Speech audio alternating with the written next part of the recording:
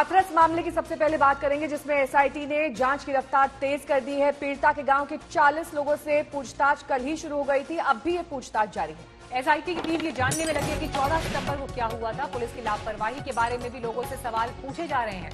SIT की ये पूछताछ, आपको बता दें 10 दिन का समय बढ़ाया गया है एसआईटी के लिए, लेकिन गांव के 40 लोगों से ये पूछताछ हो रही है, जिसमें परिवारों के बीच में आपसी संबंध कैसे थे, इससे पहले के संवाद कैसे रहे, 14 तारीख को क्या हुआ, वारदात वाली जगह पर भी पड़ताल हुई। तो 40 लोगों को ये नोटिस दिया गया है और इनसे पूछताछ के आधार पर एसआईटी अपने नतीजे पर पहुंचेगी। जितेंद्र बहादुर सिंह हमारे संवाददाता इस वक्त तमाम जानकारी के साथ हमारे साथ जुड़ गए हैं। जितेंद्र, क्या अपडेट मिल रहा है? जांच की दिशा कहां जा रही है और 40 लोगों से जो पूछताछ चल रही है उसमें क्या कुछ सामने आया है? कुछ डिटेल्स मिली है क्या? देखिए नेहा, ये महत्वपूर्ण जांच है। इसमें एसआईटी जो है लगातार ये बातचीत कर रही उन लोगों से कि पुलिस ने आखिर किस तरीके से लैप्सेस किए। ये जो रास्ता जाता है नेहा, ये रास्ता वहां जाता है जहां पर पीड़िता के शव को जलाया गया था। यहां से 200 मीटर की दूरी पर वो जगह मौजूद है जहां पर पीड़िता के शव को जलाया गया था। और यहीं से ये आप जो देख रहे हैं, ये ट्यूबवेल है।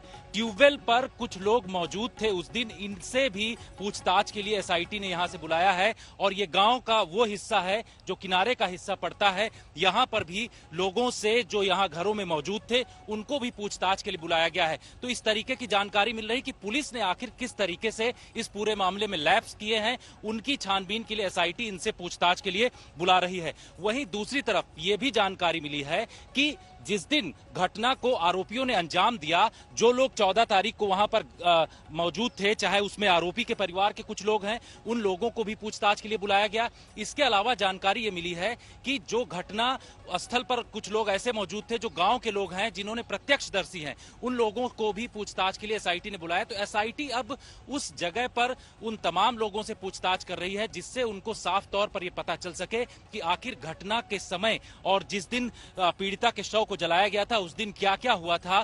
पुलिस के ऊपर अगर कार्रवाई जो हुई है शुरुआती रिपोर्ट के हिसाब से, उसके बाद आने वाले समय में डीएम और दूसरे प्रशासनिक अधिकारियों ने किस तरीके से लैप्स किए हैं, वो प्रत्यक्षदर्शी जो उस दिन रहे हैं उन लोगों से पूछताछ की जाएगी। और इसके लिए बाकायदे नोटिस सर्व किए गए हैं। पुलिस ने यहां पर नोटिस सर्व किया एसआईटी की तरफ से और उनको पूछताछ के लिए बुलाया जा रहा है। तो इस तरीके की जानकारी मिल रही है। 2 एंगल में एसआईटी इस वक्त जांच कर रही है, जिसमें ये उनको ये पता चल सके कि प्रत्यक्षदर्शी 14 तारीख को उस दिन किस तरीके से वहां पर मौजूद थे, आस पड़ोस के लोग उस तरीके से किस तरीके वहां पर जानकारी उनके पास मौजूद है, उस पर भी बातचीत की जा रही है। और वहीं दूसरी तरफ अंत्येष्टि वाली जगह पर कैसे लोगों ने वहां पर जानकारी उनके पास है, क्योंकि एक ये जगह जो है, ये ट्यूबवेल यहां पर जो दिखाई पड़ रहा है, यहां के भी एक शख्स को पूछताछ के लिए बुलाया गया है। ऐसी जानकारी हमारे पास इस वक्त आई है। जो आस पड़ोस के गांव के लोग हैं, यहां से जो किनारे का रास्ता जाता है खेतों की तरफ से, जिन इन 40 लोगों के लोगों से घरों में पूछताछ भी हो रही है, ये लोग कौन हैं जिनसे पूछताछ हो रही है?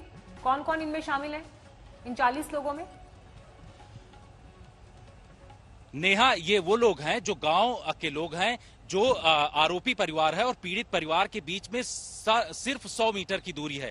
तो इसमें यह बताया जा रहा है कि आरोपियों और पीड़ित परिवार के आसपास के जो लोग हैं, उन लोगों को बुलाया गया कि क्या इनकी बातचीत पहले से होती थी। इसके अलावा जानकारी एसआईटी ये भी लेना चाहती है कि इन लोगों में क्या पहले से किसी भी तरीके की दुश्मनी थी। इन तमाम चीजों को लेकर के पूछताछ के लिए उन लोगों को नोटिस सर्व किए गए हैं, जिसमें जो पड़ोसी लोग हैं, जो कि आरोपी परिवार से जुड़े हुए हैं या फिर जो पीड़ित परिवार हैं, उन लोगों को नोटिस दिए गए हैं।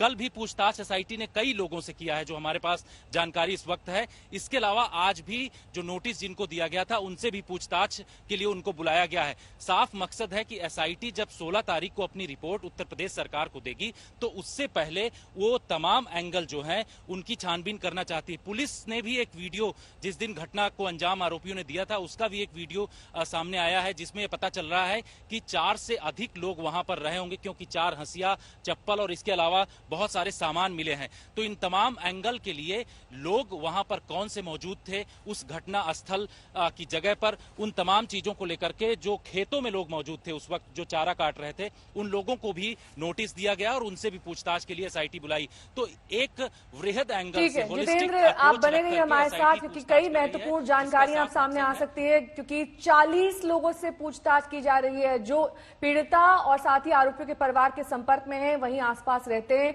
इन लोगों से पूछताछ में काफी कुछ संभवतः निकलकर सामने आ सकता है। हाथरस मामले में इस समय सबसे बड़ा सवाल यह है कि हाथरस की बेटी का कातिल कौन है। जैसे जैसे इस केस की जांच आगे बढ़ रही है, केस में कई नए पहलू सामने आ रहे हैं जो हाथरस केस में नई थ्योरी दे रहे हैं।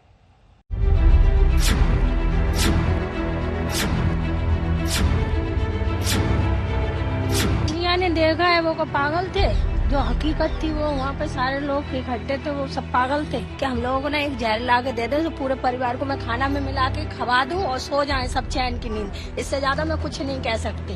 पीड़ित पक्ष के अपने तर्क हैं। मेरा बेटा निर्दोष है, इन पे गलत इल्जाम लगाया जा रहा है। उसके भाई ने, उसकी माँ ने ही कराया जो कुछ कराया। आरोपी पक्ष की अपनी दलीलें हैं। तो आखिर कौन सच बोल रहा है और कौन झूठ?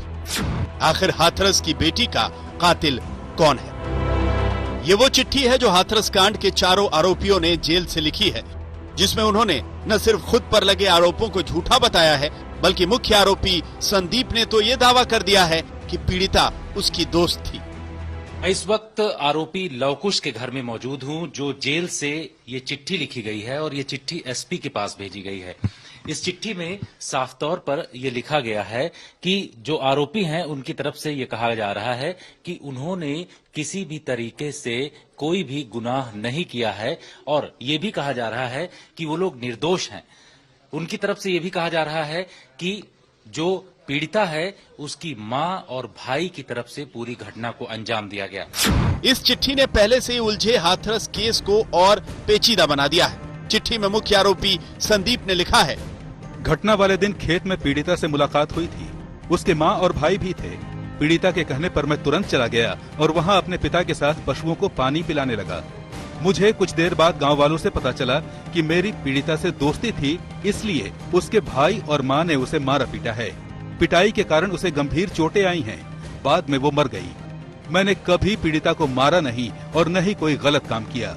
आरोपियों की इस चिट्ठी को हाथरस पुलिस ने मामले की जांच कर रही एसआईटी को सौंप दिया है, जो इस केस की जांच को एक नया टर्न दे सकती है। चिट्ठी सामने आने के बाद अब आरोपियों के परिवार पीड़ित परिवार की मंशा पर सीधे सवाल उठा रहे हैं और इंसाफ की मांग कर रहे हैं। आप ये बताइए कि जो चिट्ठी आई है जेल से, उसको लेकर के आप क्या कहेंगे? मैं ये कह रही हूँ कि मेरे बेटा तो निर्दोष है ही, उनने तो कुछ नहीं किया। उसके साथ थे लड़की की माँ, उसके भाई था। मेरे बच्चे तो बिल्कुल निर्दोष हैं। मेरे पास मेरा लव कुछ तो मेरे पास था। रामू अब उस वक्त पे चिलर पे काम कर रहा था। रवि है, उसके अपनी औरत के साथ चारा काट रहा था खेत में। और संदीप है, वो अपनी गाय को पानी पिला रहा था। अब ये तो मुझे मालूम नहीं है, हमारे चेलन से हमें तो कुछ पता नहीं है कि क्या हुआ क्या नहीं हुआ।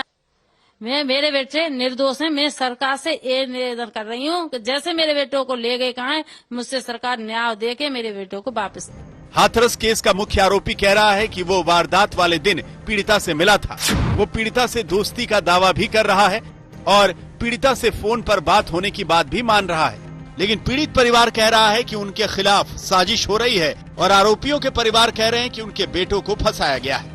मिलवे गयो है या ना गयो, कोई बात होती या ना होती, क्यों कि हमें ना हमने देखो और न हमें पता हो बात के बारे में। आप रामू की माँ हैं? रामू की माँ है, और रामू हम रामू की कह सकते हैं कि रामू माँ हो। खिलर पे हो रामू मारो। 7 बजे गए हो, 12 बजे घर आए हो। और जो 3 नाम बढ़ाए और 19 बढ़ाए जो दलील को कहते आई गाते ने हमने जो आरोप लगाया बालक ने झूठो साची। ये तो आरोप है। अब हम तो जा चीज में कुछ ना कह रहे, हम तो ये कह रहे हैं सरकार से कि हमें तो न्याय चाहिए, हमें तो न्याय चाहिए। सरकार से हमारी यही उम्मीद है। हम इससे ज्यादा और कुछ बोलने के लिए तैयार नहीं है। हमारी तो बेटी भी चली गई और हमें तो क्या कहते हैं न कोई अभी न्याय मिलो और हमारे ऊपर ही ये आरोप लगाए जा रहे हैं। अब ये वीडियो देखिए। इस वीडियो के सामने आने के बाद हाथरस केस का रहस्य और ज्यादा गहरा हो गया। ये वीडियो 14 सितंबर का है, जब वारदात के बाद पुलिस की एक टीम क्राइम सीन का मुआयना करने पहुंची थी। ये वीडियो खुद पुलिस वालों ने बनाया था। वीडियो में 4 हंसिया पड़े हुए हैं, कपड़े पर कटी हुई घास रखी हुई है और चप्पल भी मौके पर मिली है। 22 सेकंड के इस वीडियो में पीड़ित परिवार के आरोपों पर कई सवाल खड़े कर दिए हैं, जिनका जवाब जानने के लिए आज एसआईटी ने टीम में गांव के 40 लोगों से पूछताछ की। हाथरस की घटना में घटना वाले दिन का एक वीडियो साफ तौर पर इशारा करता है कि उस वक्त वहां पर कम से कम 4 लोग ऐसे मौजूद थे जो चाहते तो उस घटना के लिए लड़ सकते थे, लेकिन ऐसा क्यों नहीं हुआ। और वहां पर मिले सबूत तमाम ऐसे अहम हैं जिनके आधार पर अगर जांच बढ़ाई जाए तो कई ऐसे सवालों का जवाब मिलना मुश्किल होगा जो इस पूरे मामले पर रोशनी डाल सके। ऐसे में जरूरत इस बात की है कि गहनता से जांच पड़ताल ही नहीं बल्कि पूछताछ भी की जाए, जिससे पूरी सच्चाई सामने आ सके। पीड़ित परिवार ने अपनी बेटी खोई है, ये सच है, लेकिन जिस तरह से इस केस में नए नए तथ्य सामने आ रहे हैं, इस सच को भी नहीं नकारा जा सकता कि पीड़ित परिवार की भूमिका भी अब संदेह के घेरे में है। पुलिस का कहना है कि पीड़ित परिवार ने बार बार बयान बदले, जिससे संदेह होता है। आरोपियों के परिवार कह रहे हैं कि पीड़ित परिवार सीबीआई जांच से क्यों डर रहा है। गांव का एक वर्ग कह रहा है कि पीड़ित परिवार नार्को टेस्ट से इनकार क्यों कर रहा है। और संदेह पैदा करने वाली एक वजह ये कॉल रिकॉर्ड डिटेल भी है, जो ये साबित करती है कि पीड़िता के भाई के फोन से आरोपी संदीप के फोन पर 104 बार कॉल किए गए और आधे से ज्यादा कॉल्स रात के वक्त किए गए। मुख्य आरोपी के साथ इस बातचीत के बारे में पीड़ित परिवार संतोषजनक जवाब नहीं दे पा रहा है। क्योंकि सच बोलने वालों को हमेशा यही सजा मिली है, फांसी है, मारना, यही सब सजा मिली है। और सच की आवाज कभी दबी नहीं है, ना रुकी है। मैं यही बोलूंगी, चीख चीख के बोलूंगी। अब तो लास्ट चांस वही है, हम लोगों को कोई नहीं, कुछ भी नहीं है। और हमें बस कुछ ऐसा ला के दे दो जो हम सब खिला दें, हम सो जाएं। पीड़ित परिवार के साथ अब आरोपियों के परिवार भी खुलकर सामने आ चुके हैं। कौन सच बोल रहा है और कौन झूठ, एसआईटी की टीम इसका पता लगाने में जुटी है। उम्मीद है कि इस केस का सच जल्द देश के सामने आ जाएगा। हाथरस से जितेंद्र बहादुर सिंह और शिवेंद्र श्रीवास्तव के साथ आज तक ब्यूरो।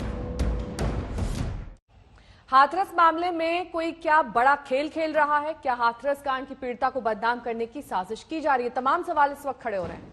इन सबके बीच क्या पीड़िता के कातिल का सवाल गुम हो चुका है?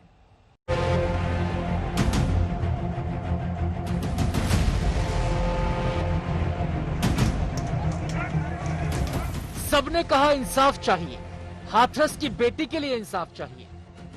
पर आपने ये स्थिति बना दी कि एक पिता अपनी बेटी की चिता नहीं जला पाए। सरकार की नीयत जो है वो न्याय देने की नहीं है। यानी एक गरीब की लाश पर राजनीति करने वाले इन चेहरों को पहचानिए तो। और सबसे बड़ा इंसाफ यही है कि पीड़िता के कातिलों को कड़ी से कड़ी सजा मिले। लेकिन उससे पहले सवाल का जवाब मिलना जरूरी है कि हाथरस की पीड़िता को किसने मारा। अब जबकि आरोपियों का पक्ष भी सामने आने लगा है, उनके परिवार भी उनकी बेगुनाही की दलीलें देने लगे हैं। उनके लिए पंचायतें भी हो चुकी हैं। और मुख्य आरोपी संदीप ने जेल से चिट्ठी लिख दी है कि पीड़िता को उसके भाई और मां ने मारा। तो सवाल है कि सच क्या है और झूठ क्या है। इस पर पीड़िता के परिवार के बचाव में प्रियंका गांधी पूरी तरह से उतर आई हैं। हाथरस की पीड़िता पर प्रियंका गांधी ने कहा है कि वो न्याय के लायक है, बदनामी के नहीं। ऐसी कहानियों को गढ़ना जो महिलाओं के चरित्र को नीचा दिखाए और उसके खिलाफ होने वाले अपराधों के लिए उसे जिम्मेदार ठहराए, वो विद्रोही और पीछे जाने वाला है। हाथरस में एक जघन्य अपराध किया गया है जिसमें एक 20 वर्षीय महिला की मौत हो गई। उसका शरीर उसके परिवार की मौजूदगी के बिना ही जला दिया गया। वो न्याय के लायक है, बदनामी के लायक नहीं। तभी तो पीड़िता का परिवार तंग आकर कहने लगा है कि उसे ही सजा दे दी जाए। वो एक भाई है, अब उसे भाई को भी बोलो सरकार से कि भाई को भी फांसी दे दो, उसकी भाभी को भी फांसी दे दो, माँ बाप को भी दे दो, ताकि सारे सबूत मिट जाएं। इस घर से, इस परिवार से कोई नाम ना रहे। मुख्यमंत्री योगी आदित्यनाथ ने पहले ही कह दिया है कि दोषियों का समूल नाश होगा। बस इंतजार है तो उन दोषियों का जिन्होंने पीड़िता को मारा। सवाल तो ये है कि हाथरस की पीड़िता को किसने मारा। हाथरस में जितेंद्र बहादुर सिंह के साथ आज तक ब्यूरो। हाथरस साजिश में एक बड़ा खुलासा हुआ है, पूरी खबर आपको बताएंगे, लेकिन उससे पहले साजिश से पहले हाथरस पर सियासी घमासान की बात करेंगे। एआईएमआईएम अध्यक्ष असदुद्दीन ओवैसी ने कहा है कि सरकार अपनी नाकामियों को साजिश की आड़ में छुपा रही है। आज तक से एक्सक्लूसिव बातचीत में ओवैसी ने योगी सरकार को घेरा है।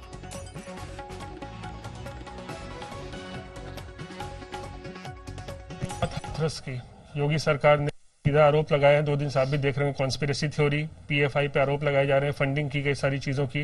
क्या लगता है? देखिए, वो जो वेबसाइट जो बनाया गया है अजीबोगरीब वेबसाइट है, उसकी बुनियाद पर कॉन्स्पिरेसी कर रहे हैं। तो जहां कहीं भी कुछ इनका गवर्नेंस में गलती हो जाती है तो उसको कॉन्स्पिरेसी बना दिया जाए। ये तो पुरानी कहानी हो चुकी है, इसमें कोई सच्चाई नहीं है। सच्चाई यह है कि उस दलित परिवार की लड़की का रेप हुआ है और उसकी स्पाइनल कॉर्ड को तोड़ा गया है। उसकी मां कह रही है कि मैंने अपनी बेटी को इस हालत में पाया, आपने उसका सही इलाज नहीं करवाया, आपने रात के अंधेरे में एक दलित परिवार के मां और बाप को अपनी बेटी के अंतिम संस्कार करने की इजाजत नहीं दी। क्या यह भी इंटरनेशनल कॉन्स्पिरेसी है? कब तक अपनी नाकामियों को आप इस तरह की बातों में छुपते रहेंगे? ये असल इनकी नाकामी है। क्या हाथरस का आप असर बिहार चुनाव पे देखते हैं? क्योंकि एक दलित का मामला था, एक बेटी का मामला था जहां उसकी मौत हुई है। देखिए, आज के जमाने में जहां पर दुनिया बहुत छोटी हो चुकी है सेलफोन की वजह से, लोग सब चीज को देखते हैं, कोई बात छुपने वाली नहीं है।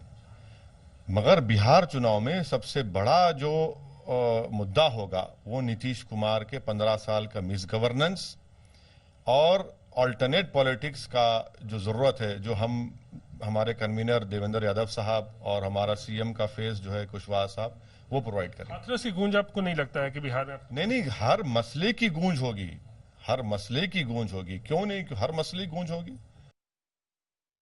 हाथरस कांड पर एक और बड़ा खुलासा हुआ है। हाथरस कांड के चश्मदीद ने बेहद चौंकाने वाला बयान दिया है। और आज तक के खुफिया कैमरे पर हाथरस का चश्मदीद ने ये दावा किया है कि 14 सितंबर को क्या हुआ था। उसका दावा यह है कि वो मौके पर मौजूद था जहां 14 सितंबर को पीड़िता के साथ वारदात हुई थी।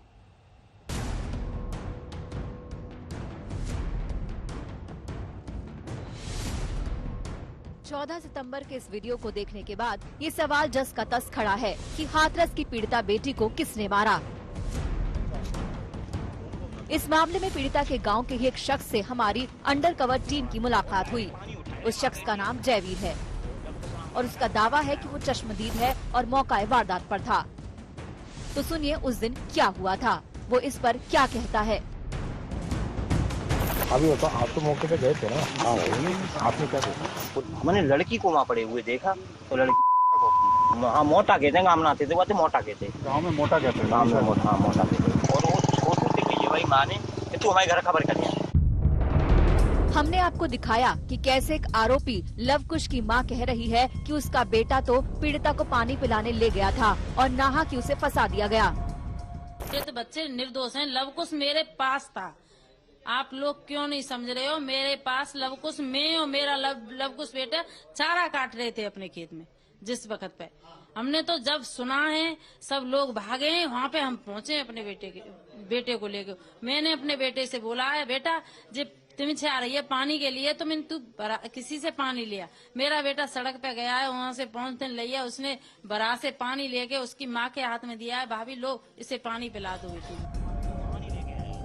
आइए अब इस पर जयवीर से सुनिए कि इस मामले में लवकुश की मां के दावे को वो कितना सही और कितना गलत मानता है। छोटू कौन? वो खेत वाला लड़का है। अच्छा, तो छोटू मोटरसाइकिल लेके माँ ने छोटू से कहा कि मेरे घर खबर करो, आपके सामने बोला गया। हाँ, तो आपने तो उठाया नहीं, उसकी मदद नहीं की उसको? मदद पानी लाया हुआ वो, और लाए रे पानी उठाए रे, माँ बैठी है। कौन? वो लवकुश नाम का लड़का है, वो पानी लाया हुआ भर के मेरे सामने। तो जेल में? जेल में वो पानी लेके आया, पन्नी में। वही मान की बेटा ये तड़प रही है, पानी लेके। किसकी माँ ने बोला? नहीं, बाकी लवकुश वो बराबर पे चारों काट रही है। लवकुश की माँ? लवकुश की माँ और लवकुश वो गया, पानी लाया तो बात। अगर जयवीर वाकई चश्मदीद है और सच बोल रहा है तो इसका बयान जांच एजेंसियों के लिए अहम है। लेकिन इन सब से अहम तो ये सवाल है जो 29 सितंबर से ही घुमड़ रहा है कि आखिरकार हाथरस की पीड़िता बेटी को किसने मारा। जमशेद और नितिन जैन के साथ आज तक ब्यूरो। हाथरस मामले में कई पेच हैं। आरोपी जेल से चिट्ठी लिखकर खुद को बेकसूर बता रहे हैं। हम आपको दोनों पक्ष की बातें सुनाते हैं। पीड़ित पक्ष आरोपियों को झूठा बता रहा है, तो वहीं आरोपी के परिवारों का क्या कुछ कहना है, सुनिए। तनी दूर में घास खोद रही, मैं तो किच्चत फिर हूँ, मैं तो बेहोश है कि खून को चढ़े देख के, और मैं प्यास के मरी जाऊँ। मेरी लोड़िया प्यासी के भैया तू घास डाल जाए के, मैं कहा भैया तू घास डाल के एक बोतल में पानी भरी लगी, मैं प्यासी हूँ, मम्मी प्यासी है मेरे बेटा तू डाल जाए के, तब बिजली आ गई है, पानी पे आवे लग गो छोरा, तो टाइम तो लगाते भैंस 8-10 पौ है तो टाइम तो लगेगी, तो लो 1 घंटा में लली सतन तो आ रहा मम्मी न करो खुद लो सो घर को चलो, प्यास लगे रही मैं, हाँ बेटा मैं न करो खुद सो घर को चलेंगे है।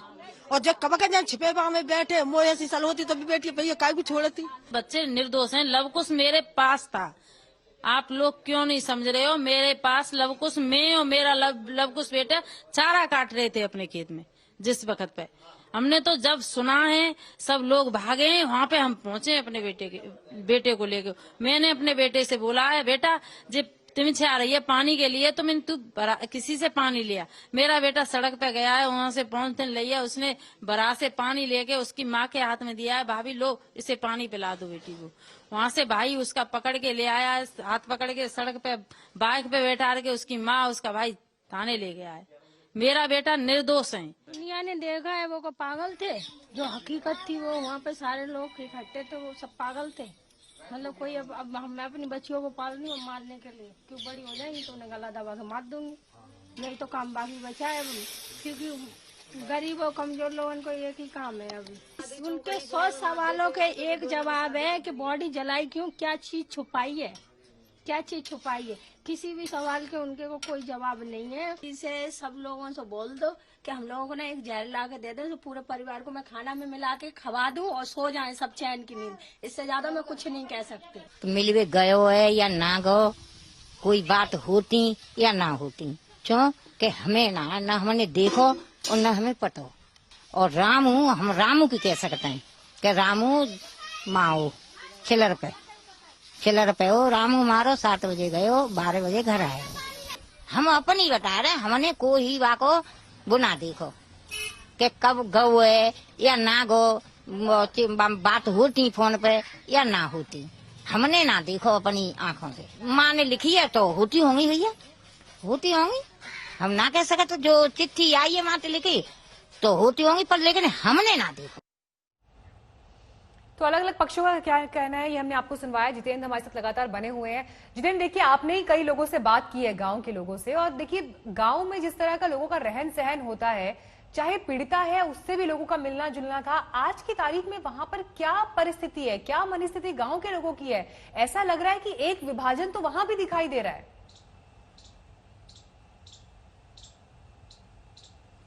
बिल्कुल मीनाक्षी, कुछ इसी तरीके की स्थिति दिखाई पड़ रही है। गांव में अगर बात करें तो गांव के बहुत सारे लोग हैं जो आपस में बातचीत पहले करते थे, लेकिन अब जब हम लोग जाते हैं उनसे बातचीत करने के लिए तो वो लोग मना कर दे रहे हैं। वो कह रहे हैं कि हम इस विषय में कोई बातचीत नहीं करना चाहते हैं।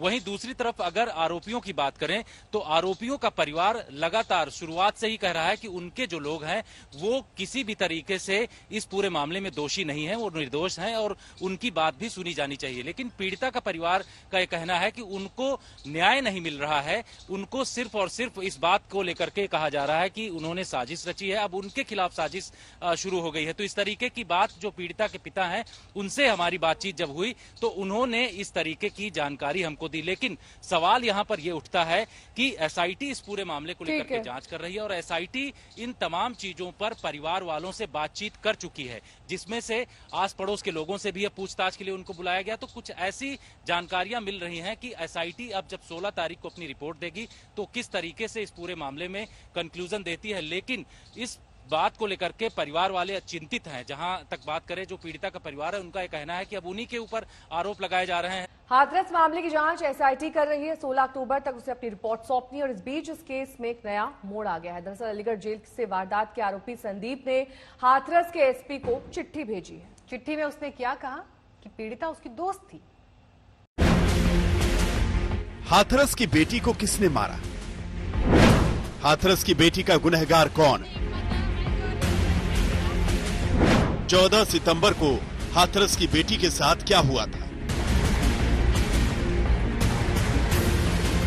इन तीनों सवालों के जवाब एसआईटी तलाश रही है। पीड़ित पक्ष ने जिन 4 लोगों के खिलाफ गैंगरेप और हत्या की रिपोर्ट दर्ज करवाई थी वो चारों न्यायिक हिरासत में हैं। पीड़ित पक्ष अपने दावे पर टिका है तो आरोपी पक्ष बेगुनाही के दावे कर रहा है।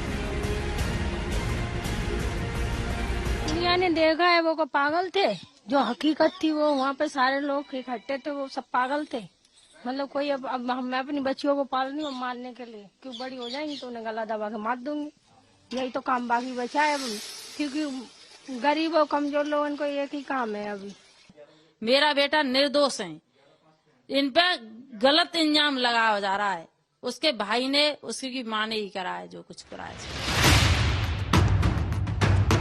इस बीच अलीगढ़ जेल में बंद हाथरस कांड के मुख्य आरोपी संदीप ने हाथरस के एसपी को एक चिट्ठी लिखी है, जिसमें संदीप ने 14 सितंबर को हुई घटना के बारे में पूरा ब्यौरा देते हुए खुद को बेकसूर बताया है।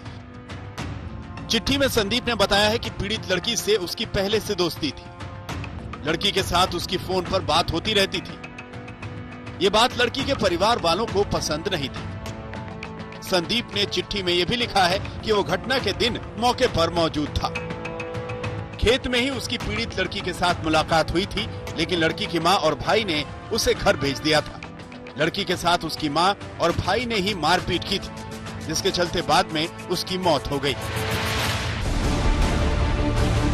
हाथरस के एसपी को लिखी इस चिट्ठी में संदीप के अलावा आरोपी रवि और लवकुश के अंगूठों के निशान हैं, दस्तखत भी है। इस चिट्ठी में बाकी आरोपियों को भी बेकसूर बताया गया है। संदीप ने बाकी आरोपियों लवकुश, रवि और रामू को अपना चाचा बताया है। संदीप ने इन तीनों को बेकसूर बताया है। संदीप ने लिखा है कि उसने कभी भी पीड़िता के साथ मारपीट नहीं की है। संदीप ने लिखा, मुझे 20 सितंबर को झूठे मुकदमे में जेल भेजा गया है। संदीप ने एसपी हाथरस से मामले की जांच करवाकर इंसाफ की गुहार लगाई। इस चिट्ठी में साफ तौर पर यह लिखा गया है कि जो आरोपी हैं उनकी तरफ से ये कहा जा रहा है कि उन्होंने किसी भी तरीके से कोई भी गुनाह नहीं किया है, और ये भी कहा जा रहा है कि वो लोग निर्दोष हैं। उनकी तरफ से ये भी कहा जा रहा है कि जो पीड़िता है उसकी मां और भाई की तरफ से पूरी घटना को अंजाम दिया गया। हाथरस कांड के मुख्य आरोपी संदीप सिंह की एसपी को लिखी इस चिट्ठी से इस केस में एक नया मोड़ आ गया है। आरोपी पक्ष इस चिट्ठी में लिखी हर बात को सही ठहरा रहा है। वो सच है, मेरे बच्चों ने लिखा है, मुझे तो मालूम नहीं, बच्चों ने लिखा है तो वो सच है, बच्चों के बीता है कि सच है, बच्चों ने कोई गुनाह नहीं किया है। आरोपी लवकुश की मां का कहना है कि 14 सितंबर को वारदात वाले दिन उनका बेटा तो उनके साथ खेत में चारा काट रहा था। मेरे पास लवकुश, मैं और मेरा लवकुश बेटा चारा काट रहे थे अपने खेत में। जिस वक्त पे हमने तो जब सुना है सब लोग भागे हैं, वहाँ पे हम पहुँचे अपने बेटे को लेकर। मैंने अपने बेटे से बोला है, बेटा जब तुम से आ रही है पानी के लिए तो मैंने किसी से पानी लिया। मेरा बेटा सड़क पे गया है, वहाँ से पॉलिथीन लिया, उसने बरा से पानी लेके उसकी माँ के हाथ में दिया है, भाभी लो इसे पानी पिला दो। एसपी को लिखी चिट्ठी में संदीप ने बताया है कि उसकी पीड़िता से बातचीत होती थी, वो अच्छी लड़की थी, उसकी दोस्त भी थी। वारदात वाले दिन वो पीड़िता से मिला भी था, लेकिन अब पीड़ित पक्ष इस चिट्ठी में लिखी गई बातों को साजिश बता रहा है। या है सकता है इस घटना को अंजाम देने के लिए ये फोन करे हों। ये तो साजिश है ना, जब हम वो दूसरे बिरादरी के हैं, हम अपने दूसरे बिरादरी के, पहले से ही इन लोगों ने साजिश रची होगी कि इस तरह से हम क्या कहते वो करेंगे जब इस घटना को अंजाम देंगे। हाथरस कांड में अब दोनों पक्षों के बीच आरोप प्रत्यारोप का दौर चल रहा है। आरोपी पक्ष सीबीआई जांच की मांग कर रहा है, तो मुजफ्फरनगर में भी इस मामले को लेकर अगड़ी जाति के लोगों ने महापंचायत की। मुजफ्फरनगर में राष्ट्रीय लोकदल कार्यकर्ताओं ने पार्टी नेता जयंत चौधरी की अगुवाई में सड़क पर हल्ला बोल दिया। लेकिन यहाँ सवाल पीड़िता को इंसाफ दिलाने का है। पीड़िता का गुनहगार कौन है, इसका खुलासा तो एसआईटी की रिपोर्ट में सामने आएगा। मुजफ्फरनगर से कुमार कुणाल के साथ जितेंद्र बहादुर सिंह, हाथरस, आज तक।